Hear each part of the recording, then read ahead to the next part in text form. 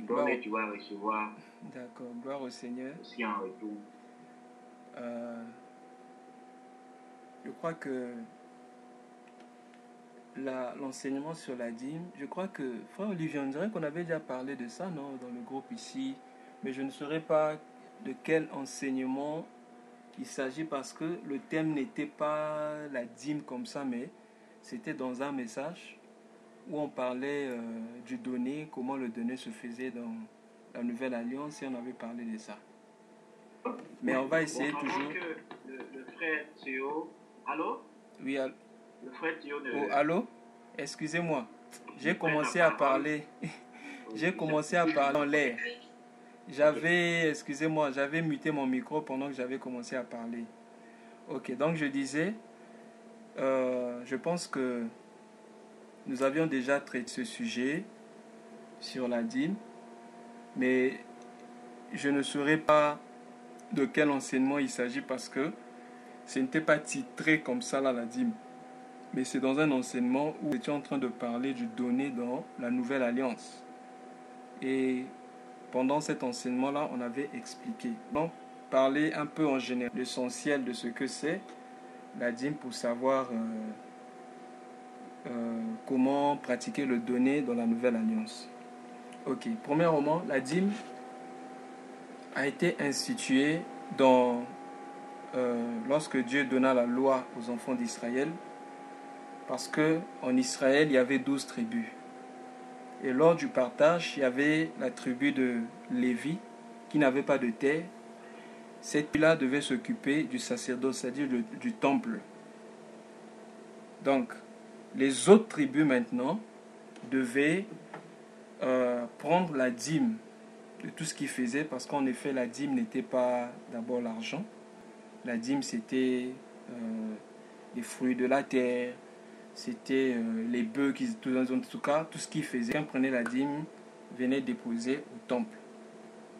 Maintenant, au temple, on prenait la dîme de la dîme et on donnait la dîme aux Lévites. Maintenant, les Lévites prenaient la dîme de la dîme qui donnait au souverain sacrificateur ou encore qui mettait dans la maison du trésor. Donc, ça c'était l'ancienne alliance. Parce que dans l'ancienne alliance, il y avait les 12 tribus, la tribu de Lévi, et puis les Lévites, les sacrificateurs. Parce que tout sacrificateur était lévite, mais tout lévite n'était pas sacrificateur. Mais non, pour nous qui sommes dans cette alliance, dans la nouvelle alliance, il a fait de nous tous un royaume des sacrificateurs. Parce que le voile était déchiré. Donc, nous pouvons maintenant aller tous bien aimés dans la présence de Dieu. En passant par le Seigneur Jésus-Christ, lui qui est notre souverain sacrificateur, qui nous entrons dans le Saint des Saints. Maintenant, cette pratique-là était utilisée dans la loi parce qu'on devait soutenir les Lévites. Mais dans la nouvelle alliance, nous sommes tous des sacrificateurs, il n'y a plus de Lévites. Parce que nous pouvons aller directement dans la présence de Dieu. Maintenant, il y a un passage souvent que les hommes qui prêchent la dîme aiment utiliser. Ça c'est entre parenthèses. C'est dans Malachie chapitre 3, où on dit à la maison du trésor, toutes les dîmes et les offrandes, vous verrez, je menacerai celui qui dévore, vous ouvrirez les écus des cieux, etc. Déjà par rapport à ce passage, je vais dire ceci. Quand on parle de la maison du trésor, la maison du trésor ne concernait pas le peuple. Ceux qui apportaient dans la maison du trésor, c'était des sacrificateurs. Pour confirmer cela, nous allons prendre dans Néhémie chapitre 10. Néhémie 10, le verset, je crois que c'est 38 ou 8. Chapitre 10, le verset 38. La Bible dit: le sacrificateur fils d'Aaron sera avec les Lévites quand ils lèveront la dîme, et les Lévites apporteront la dîme à la maison de Dieu dans la chambre de la maison du trésor. Donc déjà quand on parle de la maison du trésor ici, cela ne concerne pas le peuple, mais cela concerne les Lévites. Ensuite, lorsqu'on enseigne la dîme, parce que la dîme était une pratique de la loi. Or, la Bible dit maudit soit quiconque n'observe pas ce qui est écrit. Je vais encore reprendre le passage dans Galates chapitre 3. Galates chapitre 3, on a lu ça tout à l'heure. C'est toujours bien de notre édification. Dans Galates chapitre 3, la Bible dit, verset 10, « Car tous ceux qui s'attachent aux œuvres de la loi sont sous la malédiction. Car il est écrit, maudit est quiconque n'observe pas tout ce qui est écrit dans le livre et ne le met pas en pratique. » Ça veut dire quoi?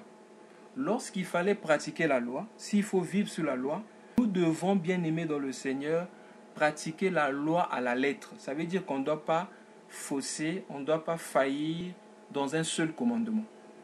Si tu faillis dans un seul commandement, tu as failli dans tous les commandements.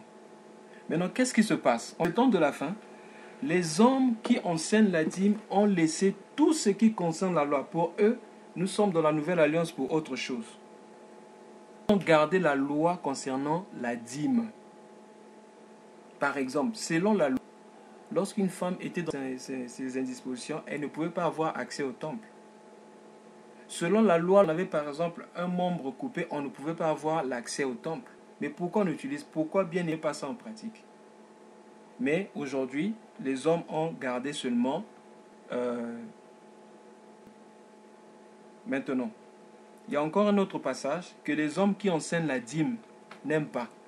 En cas, tous ceux qui enseignent la dîme, ce passage qui parle de la dîme, c'est dans Deutéronome. Retenons ça.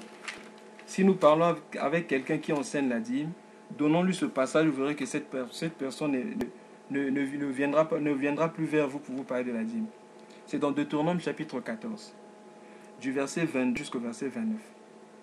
Ça parle de la dîme. La Bible dit, tu lèveras la dîme de tout ce que produira ta sémence, de ce que rapportera chaque année, de ce que ton champ rapportera chaque année.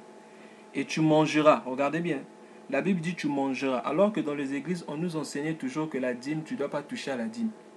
En tout cas, ne touche pas à la dîme, ce n'est pas pour toi, c'est le salaire du pasteur. La Bible dit, tu donneras tout ce qui rapportera ton champ chaque année, et tu mangeras devant l'Éternel ton Dieu, dans le lieu qu'il choisira pour faire résider son nom, la dîme de ton blé, de ton huile, et les premiers-nés de ton gros et de ton menu bétail, afin que tu apprennes à craindre toujours l'Éternel. Lorsque l'Éternel, le chemin sera-t-il trop long pour que tu puisses transporter ta dîme, à cause de ton éloignement, du lieu qu'aura choisi l'Éternel ton Dieu, pour y faire résider son nom. Alors, tu changeras ta dîme en argent, tu serreras cet argent dans ta main, et tu iras au lieu que l'Éternel ton Dieu aura choisi. Verset 26. Là, c'est-à-dire dans ce lieu-là, tu achèteras avec de l'argent ce que tu désires. On nous dit que la dîme, il ne faut pas toucher. Mais si on dit, avec l'argent de la dîme, tu vas acheter ce que tu désires. Des bœufs, des brebis, du vin, des liqueurs fortes, tout ce qui te fera plaisir. Ensuite, tu mangeras devant l'Éternel ton Dieu et tu te réjouiras, toi et ta famille. Avec l'argent de la dîme, je continue au verset 27. Tu ne délaisseras point le Lévite qui sera dans... car il n'a ni part ni héritage avec toi. C'est ce que je disais tout à l'heure, que les Lévites n'avaient pas de part, n'avaient pas de terre. Eux, le travail c'était du sacerdoce, du temple. Je continue. Au bout de 3 ans, tu sortiras toute la dîme de tes produits pendant les 3 ans et tu la transporteras à tes portes. Verset 29. Voilà ce qu'ils n'aiment pas. Alors viendront le Lévite qui n'a ni part ni héritage, l'étranger, l'orphelin et la veuve qui seront dans tes portes et ils mangeront et se rassasieront afin que l'Éternel ton Dieu te bénisse dans tous les que tu apprendras, dans tous les travaux que tu entreprendras de tes mains. On dit qu'avec l'argent de la dîme, on devait prendre soin des Lévites, des étrangers, des orphelins et des veuves. Mais ce qui enseigne la dîme aujourd'hui, que quand ils perçoivent la dîme, ils donnent la part aux étrangers. Est-ce qu'ils donnent la part aux orphelins? Est-ce qu'ils donnent la part aux veuves? Certainement non. Ok, ça c'est un autre point. Maintenant, l'autre point c'est quoi? C'est que aujourd'hui on veut comparer le temple de Salomon à l'église. Voilà pourquoi certains hommes de Dieu eux-mêmes s'introduisent comme des Lévites en disant que nous devons percevoir la dîme. Ok. Si l'église, le bâtiment qu'on appelle église est considéré comme le temple de Salomon. Mais dans le temple de Salomon, il y avait plusieurs lévites. Et la dîme était donnée aux lévites. Ça veut dire quoi? Si nous pouvons considérer le temple, c'est l'église comme le temple de Salomon, ça veut dire que les gens sont des lévites parce qu'eux ils servent aussi dans le temple. Les intercesseurs sont des lévites parce qu'ils servent aussi dans le temple. Les conseillers, c'est-à-dire tout celui qui fait une œuvre à l'église fait partie des lévites. Mais quelle est, bien aimée, cette doctrine, cette théorie qui dit que la dîme c'est le salaire du pasteur? C'est-à-dire que cela ne tient ni dans l'ancienne alliance ni dans la nouvelle alliance. Ça n'existe pas dans la Bible. Je vous dis la vérité, bien aimé. Le jour qu'on m'avait dit que la dîme n'était pas d'actualité, moi j'avais refusé. Comment ça? Moi j'ai toujours donné ça. Le problème c'est quoi? Les gens sont religieux et dans leur tête il y a des forteresses. L'apôtre Paul dit que nous ne combattons pas contre la chair et le sang. Plutôt nous, les armes avec lesquelles nous combattons ne sont pas charnelles, mais sont puissantes par la vertu de Dieu. Nous renversons les forteresses, nous renversons les raisonnements et toute pensée qui s'élève contre la connaissance de Dieu. Donc, tous ceux qui ramènent, bien aimé, la dîme aujourd'hui, dans cette alliance, dans la nouvelle alliance, bien, c'est des gens. Certains le font par ignorance, mais d'autres, c'est parce qu'ils ont l'amour de l'argent simplement. Et c'est quoi? C'est que la charge de la loi. Or, la Bible dit, maudit soit quiconque observe les œuvres de la loi. Les gens ne se rendent pas compte. Mais pourquoi aujourd'hui, concernant la dîme, on ne dit pas que la dîme c'est pour tous les lévites? Pour tous ceux qui travaillent dans le temple, on dit que la dîme c'est le salaire du pasteur. Ça c'est un point. Il y a encore un autre point quand on parle des prémices. On dit les prémices c'est par exemple le premier salaire. On dit le premier salaire c'est pour le pasteur. Est-ce qu'on peut justifier ça dans la Bible? On ne peut pas. Donc bien aimé dans le Seigneur, il y a beaucoup de passages comme ça qui peuvent justifier qu'aujourd'hui, dans cette alliance, nous ne payons pas la dîme. Nous n'avons pas la dîme à payer. Mais vous trouverez par exemple d'autres personnes vous dire que la dîme n'a pas pensé au temps de Moïse. L'origine, c'est depuis Abraham. Mais lisons bien. Qu'est-ce qui s'est passé lorsqu'Abraham avait donné la dîme? Et à qui Abraham avait donné la dîme? Et combien de fois la dîme? Abraham avait donné la dîme à Melchisédek. Et qui est Melchisédek? Melchisédek, c'est l'image de Dieu. Et lorsqu'on donne la dîme de tout. Et Abraham avait donné la dîme de quoi? C'était la dîme du butin. Ce n'était pas le travail d'Abraham. C'est lorsqu'Abraham allait combattre les rois, son neveu Lot, qu'il a pris le butin. C'est-à-dire qu'il avait pillé les maisons de ces gens-là, là où il était parti. Il a pris le butin. Et quand il est sorti, il a croisé Melchisédek, qui lui donna le pain et le vin. Et ensuite, Abraham lui donna la dîme de tout. Abraham n'a donné la dîme qu'une seule fois. Parce que certaines personnes disent que nous donnons la dîme pas selon la loi, mais nous donnons par la foi comme Abraham. Si c'est par la foi, Abraham a deux fois. Ça veut dire que moi, je dois donner la dîme qu'une seule fois comme Abraham, et c'est fini. Mais d'où vient qu'on demande aux gens de donner la dîme chaque mois? Déjà, ça ne se concorde, ça n'a pas de concordance avec ce qu'Abraham a fait. Isaac n'a pas donné la dîme. Jacob a parlé de la dîme dans Genèse chapitre 28, verset 22. C'était comme une promesse en disant à Dieu, si tu me gardes, si tu me fais ceci, je te donnerai la dîme. Mais jamais on a vu dans la vie de Jacob un endroit où Jacob a donné la dîme. Donc la dîme, c'était la loi. La dîme, c'était une pratique de la loi pour aider les Lévites qui n'avaient pas de part. Maintenant, c'est pas parce que on ne doit pas donner la dîme que cela signifie que dans la nouvelle alliance, nous ne donnons pas, non. Mais sauf que dans la nouvelle alliance, la façon de donner a changé. Et pour savoir comment donner dans la nouvelle alliance, nous prenons 2 Corinthiens chapitre 9, le verset 6 au verset 7. Selon ce que Yves disait tout à l'heure, il a parlé de la loi de la sémence, c'est biblique. Ne pas donner la dîme ne signifie pas que dans la nouvelle alliance, nous ne donnons. Non, non, non. Voici dans 2 Corinthiens chapitre 9, verset 6 à 7. Sachez-le, que celui qui sème peu, moissonnera peu, et celui qui sème abondamment, moissonnera abondamment. Verset 7. Que chacun donne comme il a résolu en son cœur, sans tristesse ni contrainte. Aime celui qui donne avec joie. Alors, comment donner dans la nouvelle alliance? La première des choses que nous devons retenir, dans la nouvelle alliance, avant de donner une offrande, il faut d'abord être soi-même une offrande. Ça veut dire quoi? Si Dieu ne te reçoit pas toi, il ne recevra pas ton offrande. La première offrande à donner, c'est d'abord notre vie. Romains 12, verset 1. je vous en conjure par les compassions de Dieu à offrir vos corps comme un sacrifice vivant, ce qui sera de votre part un culte raisonnable. Donc dans la nouvelle alliance, l'offrande que nous donnons, c'est d'abord notre vie. Et lorsque nous donnons notre vie entièrement à Dieu, tout ce qui est à nous appartient à Dieu. Mais concernant nos finances, tout ce que nous avons, nous ne donnons pas par pourcentage, comme c'était dans la loi. Nous donnons maintenant tel que nous désirons. C'est-à-dire que tel que nous résolvons. La Bible dit que chacun donne comme il a résolu dans son cœur, sans tristesse ni contrainte. Mais aujourd'hui, la façon dont on enseigne le donner à l'Église, c'est devenu comme des contraintes. On contraint.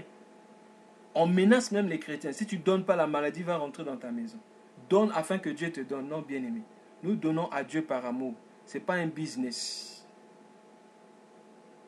On ne donne pas parce que nous voulons recevoir en retour quelque chose. Parce que Dieu a trop fait dans notre vie. Mais nous donnons parce que, comment on appelle ça? Parce que nous sommes de Dieu et parce que nous savons que d'une façon ou d'une autre, il peut y avoir aussi un certain nombre de charges. Il peut y avoir aussi un certain nombre de charges. Tout ça là, par rapport à ces charges-là, nous servons le Seigneur, non seulement en donnant notre vie, mais en donnant aussi ce que nous avons à Dieu. Donc, par rapport à la dîme, c'est une pratique dans l'Ancienne Alliance, et vous verrez, dans la Nouvelle Alliance, on n'a jamais parlé de la dîme. Le Seigneur Jésus a parlé de la dîme une seule fois, lorsqu'il a fait des reproches aux pharisiens, en disant que vous payez la dîme, du cumin et de la menthe, etc., mais vous négligez ce qui est plus important, la miséricorde et, je crois, la justice. Et les apôtres n'ont jamais enseigné la dîme. Les apôtres n'ont jamais perçu la dîme. Alors que l'apôtre Paul le dit dans Actes chapitre 20, que je vous ai enseigné tout le conseil de Dieu. Je ne pense pas que l'apôtre Paul ait oublié la dîme en enseignant tout le conseil de Dieu. Mais de nos jours, c'est seulement des hommes qui, poussés par l'esprit de Philippiens chapitre 3 verset 19, la Bible dit, ces hommes ont pour Dieu leur propre ventre. Poussés par cet esprit, enseignent encore ces choses dans les églises. Parce qu'ils savent que s'ils enlèvent ça, ils ne vont plus gagner comme avant. Le problème, c'est qu'ils n'ont pas la foi. Bien aimés, ils n'ont pas la foi. Parce que Dieu ne peut pas abandonner celui qui l'a envoyé. Dieu ne peut pas abandonner son serviteur. Donc voilà un peu, bien aimé, mon intervention par rapport à la dîme. Je sais que c'est un enseignement, je lui dis, difficile à avaler parce que certainement nous avions déjà, comment on appelle ça, une perception par rapport à ces choses. Et du coup, pour enlever notre perception, c'est difficile. Mais ce que je peux te conseiller, bien aimé, ne dis pas Amen parce que tu as entendu. Va dans la Bible, vérifie toi-même et sois conduit par le Saint-Esprit. Que l'Esprit t'éclaire. Tu verras que ça sera facile. Tu pourras bien aimer comprendre ces choses. Car la Bible dit, l'onction vous enseignera toutes choses. Je vous dis la vérité, moi-même c'était difficile pour moi d'avaler ça. Mais qu'est-ce que je me suis dit? Dit Seigneur, je ne veux pas faire ce que je veux. Je ne veux pas croire à un homme, quelle que soit sa position, quelles que soient les âmes qu'il a emmenées au Seigneur. Moi, je veux croire en toi. Je ne vais pas mouvoir par rapport à la religion. Je crois en toi. Parle-moi sur ces choses. Et bien aimé, je suis allé au Père comme un enfant. La Bible dit le royaume de Dieu appartient à ceux qui sont comme les enfants.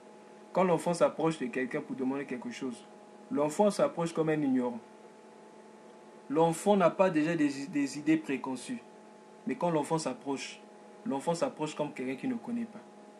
Et c'est ainsi qu'il apprend des choses. C'est comme ça que je me suis approché de Dieu sur le sujet concernant la dîme. Et bien aimé dans le Seigneur, j'ai eu la conviction que la dîme n'est pas d'actualité. Et il n'y a pas de passage dans la Nouvelle Alliance et même dans l'Ancienne Alliance qui peut justifier aujourd'hui ce qui se passe dans les églises. En tout cas, par rapport aux offrandes, c'est vrai que les hommes ont abusé, les hommes qu'on appelle les hommes de Dieu aujourd'hui ont abusé dans les églises avec les histoires des offrandes, etc. Mais cela ne doit pas nous emmener dans une extrémité pour dire que nous ne devons plus donner. Non, non. La Bible parle du donner, mais le donner dans la Nouvelle Alliance, c'est de donner sans tristesse, comme on a résolu dans son cœur, sans contrainte et avec joie. Que le Seigneur nous bénisse. Je laisse la place aussi aux bien-aimés Désolé d'être long. Je laisse la place aux bien-aimés d'intervenir sur le sujet. Peut-être qu'il y a les frères qui ont encore des questions là-dessus. Merci. Amen. Que le Seigneur te bénisse. Qui dérange beaucoup aujourd'hui dans les églises. Moi, pour ma part, vraiment, j'aimerais. C'est vrai, le frère Théo est rentré, il est allé vraiment jusqu'à la racine. Moi, j'aimerais juste remuer un peu les feuillages concernant, surtout dans la nouvelle alliance. Parce que moi-même, je me suis posé des questions. Et récemment aussi, j'ai échangé avec une sœur qui m'a posé la même question. Si on devait payer la dîme ou pas. Maintenant, après mon explication, elle m'a demandé donc, mais comment est-ce qu'on doit donner? Et moi, en plus de ce que le frère Théo a dit, ce que je lui ai dit, je l'ai juste emmené dans l'église primitive, comment l'église a commencé.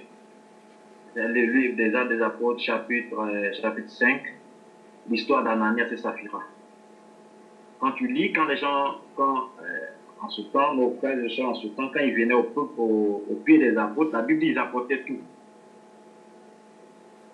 Donc, aujourd'hui, ce n'est pas la 10e partie de ce que tu as dont le Seigneur a besoin. Il a d'abord besoin de toi-même, ton corps. S'il a tout ton corps, s'il a pris ton cœur, il a pris ton âme, il a pris ton esprit. Donc, tous les biens que tu vas les étudier selon sa volonté.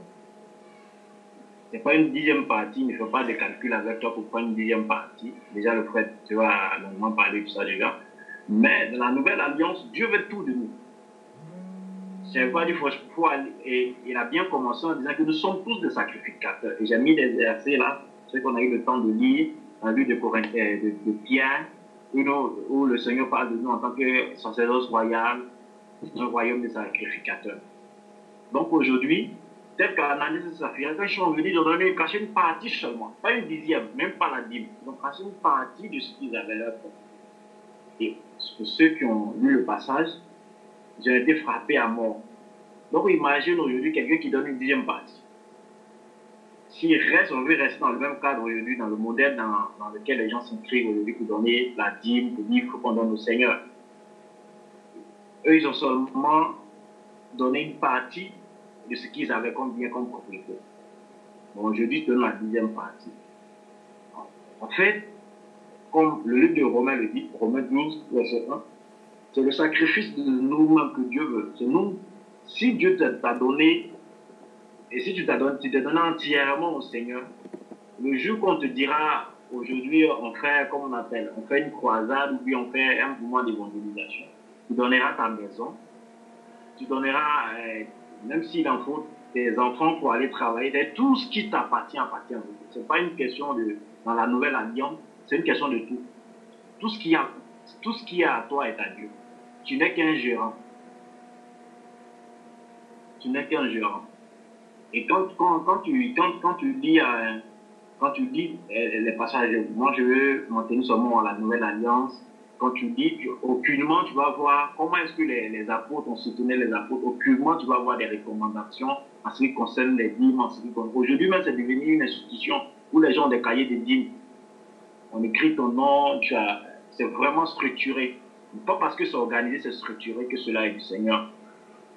Soit tu es dans la nouvelle alliance, soit tu es encore sous la loi. Aujourd'hui, ça fait beaucoup de victimes.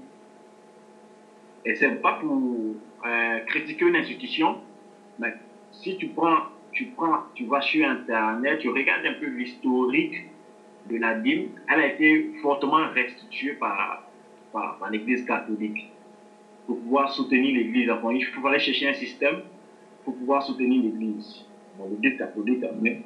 Et cela a été institué dans le système de l'Église, ils ont vu, parce que quand il fallait le justifier, les versets que le frère Théo a pris dans l'Ancien Testament. Pourtant, quand tu prends dans l'Ancienne Alliance, tous ces versets ne soutiennent même pas le modèle qu'on a aujourd'hui. Et moi, ma question que je pose aux gens, je dis, bon, ok, tiens, vous dites que nous sommes dans les temps modernes, on ne doit pas payer la dîme avec les fruits de la terre. Mais tout ce que la Bible cite aujourd'hui, ce n'est pas impossible, on peut les trouver. Et la main, tout ça, on peut trouver ça et puis venir déposer à l'église. Mais pourquoi on le veut? Même quand un frère envoie une offrande en nature, le bishop est fâché, l'homme de Dieu est fâché. Il veut forcément avoir la liquidité. Pourtant, en leur temps, il y avait de l'argent. Ce n'est pas parce qu'il n'y avait pas de l'argent. Il y avait de l'argent. Et le passage qu'on a lu dans Deutéronome, on dit de changer la dîme contre de l'argent. S'il ne pouvait pas arriver à porter la dîme à l'endroit qu'il fallait. Donc, pour vraiment, moi, je m'aurais dit que chacun de nous faisions attention, parce que personne ne pèse devant les Écritures, quel que soit ton titre de révérend ou bishop, ou bien ton ancienneté dans l'Église, personne ne pèse devant les Écritures. La seule chose qui doit peser devant de nous, qu'est-ce que Dieu a dit? Qu'est-ce que le Seigneur a dit? Qu'est-ce qui est recommandé? Qu'est-ce que nous devons faire? En cela, nous aurons la paix du cœur, et c'est la parole qui demeure, qui est éternelle. Donc, que vraiment Dieu bénisse son serviteur. Et s'il y a encore des questions, parce que ce sont des choses vraiment très importantes. Voilà.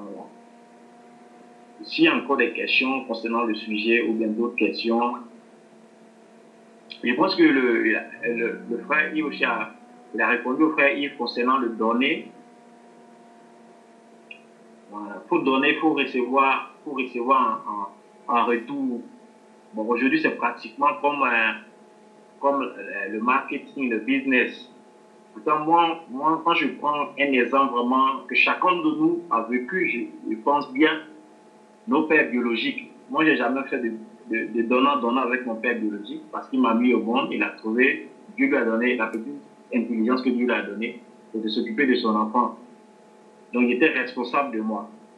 Donc, il n'y avait pas besoin de faire quoi que ce soit pour qu'il me mette à l'école, pour qu'il me donne ce qu'il doit me donner. En plus forte raison, un charnel, une créature. Et à plus forte raison, le Créateur. Qu'est-ce qu'il attend de moi pour me bénir ou bien pour me mettre là où il le faut, même pour me faire réaliser sa volonté? Moi, je pense que rien. La seule chose dont il a besoin, c'est ma vie et ma disponibilité. Pas d'argent, pas force. Voilà un peu ma contribution. Maintenant, s'il y a un frère, une soeur aussi qui est également, que j'ouvre une question, n'hésitez pas.